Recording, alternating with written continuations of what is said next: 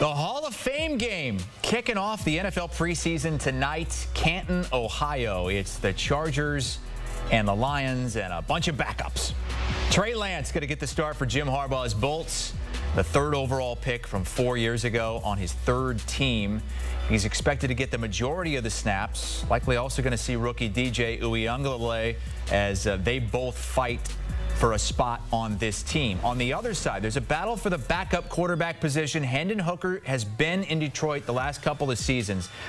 He's appeared in a handful of games as Goff's backup, but he's battling for that spot with Kyle Allen. Both of those guys might be getting most of the snaps tonight. Pete Prisco, it's always a weird time because the game returns tonight, but how excited do you actually get for preseason games like the Hall of Fame game? Well, I like looking at young players, so for me it's actually a really interesting thing to watch. I love the preseason because you get to see young players play for the first time. You get to see guys who can try and make a roster, and you get to see guys who are overwhelmed by the moment. So for me, I love the preseason. From a win and loss standpoint, it means nothing. And you know what? If a guy does go for 115 yards and catches 2 touchdown passes, it doesn't necessarily mean he's a star player because you got to look and see who he's doing it against. So there's a lot of things at play here, but I do get excited to get the season started. Pete, you've been out and about visiting a bunch of different training camps. You've got a couple more to go to. You're going to be in Buffalo this weekend, then you're going to Green Bay. I want to take you to Giants camp today because it was the return of Malik Nabers, hurt his shoulder on Tuesday. But look here, he's back and hauling in. Is that a moon ball from Russell Wilson, Pete? What'd you think of that?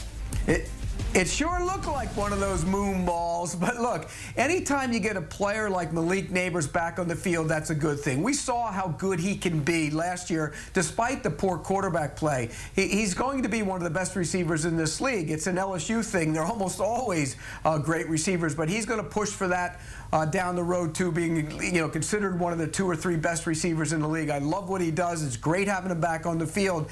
And by the way, he should probably go out and work with the jugs machine and catch some long punts, because that's probably what he's going to get a lot of from Russell Wilson. He's projected to have an even better season this year, 114 with almost 1,400 yards and double-digit receiving touchdowns. The rest of the league gets the preseason going a week from tonight, next Thursday, Friday, and Saturday. We had such a great rookie wide receiver class last year. Nabers was a part of that. This year's class, not expected to be as great, but Luther Burden of the Bears reportedly had a breakout performance today, according to Ben Johnson. Take a listen. Yeah, I mean, it's only been 2 days and some team drills, and the play speed stood out to me yesterday. I was really impressed with that. Still working on the alignment and the details, as you would expect for a young player, but the play speed jumped off the tape to us all yesterday. So, Pete, they draft Luther Burden. Last year, of course, it was Rome Odunze and didn't quite live up to maybe what Bears fans wanted. They've got DJ Moore. Keenan Allen is gone. So it's a really young core. What do you think about that for Caleb Williams? Well, it's kind of set the table for Caleb Williams. I mean, they have 3 receivers now. They have 2 really good tight ends. You know, Colston Loveland's a guy who's going to catch a lot of passes in that offense. There's no reason why he shouldn't have success, and particularly when you consider Ben Johnson coaching the whole thing. I mean, he's one of the best offensive minds in the league, and so there's no excuses for Caleb Williams. As far as Luther Burden, you know, look, when Luther Burden's on the field, he's a good player, but you heard him talking about alignment. You know, he missed a lot of time, and that's always been the concern by a lot of personnel guys about Luther Burden. Does he love the game? Does he love practice? And so he's going to have to prove to people that he can go in there day in and day out and put in the work and become a receiver that he has the talent to become, because he does have that. The question is, will he do it and put it on the field during practices like he wants to during games? Pete, you were at Jags camp earlier this week, and you talked to Travis Hunter, and Hunter told you he thinks he can play every snap on both sides of the ball. We ran the numbers so far, 5, 6, 7 practices into training camp, and it's 35% of the snaps that he's playing right now, but it is split basically 50-50 offense and defense. What are you hearing from Jacksonville? Well, they want him to play every play, and he's going to play every play, or as close to it as he can. I mean, right now, he has to learn both sides of the ball. They spent a lot of time in the offseason letting him learn the offense because it's tougher to learn, and then now he's working more on defense. The reason he's only playing 37% of the snaps in practice is because he's only working on one side of the ball during practice. And what he does during special teams drills, he goes over and works with the other side of the ball. So he's getting a lot. I mean, look, he might not be getting the snaps on the other side of the position when he is focused on one, but he's getting a lot of work on that side of the ball. He's going to play every play, I think, on the defensive side of the ball, and I'd be surprised if he doesn't play almost all of them on the offensive side of the ball. He's a natural corner, and from talking to people up there, they say our offense is so much better when he's on the field, so we have to have him on that side as well. I would be surprised if he's not playing the majority of the snaps on both sides of the ball during the regular season. As one guy in the organization told me, he's got the endurance of a marathon runner. It's incredible. Well, obviously, he played more than anybody in college football last season, but he didn't have the most touches. That would be Ashton Jeanty when he was at Boise State. The Raiders drafted him.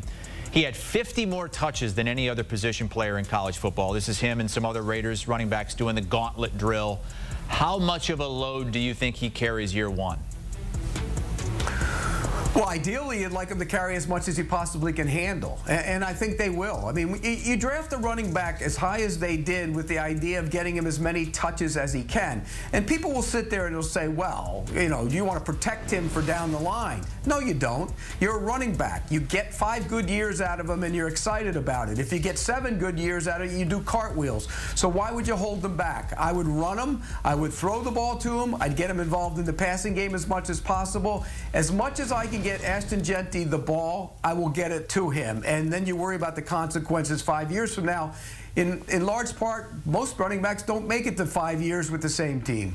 Derrick Henry is now 31 years old. He's kind of an outlier there at that running back position for, you know, hitting the hole and being durable. John Harbaugh, Ravens head coach, had something interesting to say about Lamar Jackson recently. He said, quote, he's as good of a passer as any passer there's ever been. Pete, that's been like the one knock on him throughout his career. Yeah, he's dynamic, he can run, he's explosive, but can he be one of the top passers in the league? He says he's one of the best of all time. You buying that? No, he's not one of the best passers of all time, but I will say this. He's improved as much as any quarterback I've seen in a long time throwing the football. He's much more sound when it comes to the fundamentals of it. You know, his passing is different than most guys. If you dropped him back 50 times without the threat to run and without the, you know, the zone reads and everything, he'd be a really good passer. He's a great passer now because he can run, and the threat of him running helps open up the passing lanes and makes it easier on him. He's a really good passer, but to say he's the best passer of all time, I think you got to table that a little bit, in large part because, A, there's been a lot of great passers. You know, you don't even see Dan Marino on that list, but he's probably the best passer who ever threw the football. But more than that, you got to wonder what he does in the postseason. He's got to be a great passer in the postseason before you consider him one of the great passers of all time. All right, Pete Prisco with us as we get the preseason kicked off tonight with the Hall of Fame game, and he's off to some more training camps this weekend, including a visit with that man front and center right there, Josh Allen. Pete's going to be in Buffalo over the weekend. We are counting down to Sunday, September the 7th, just a handful of Sundays away. You can count on us every Sunday during the NFL season on CBS and Paramount+.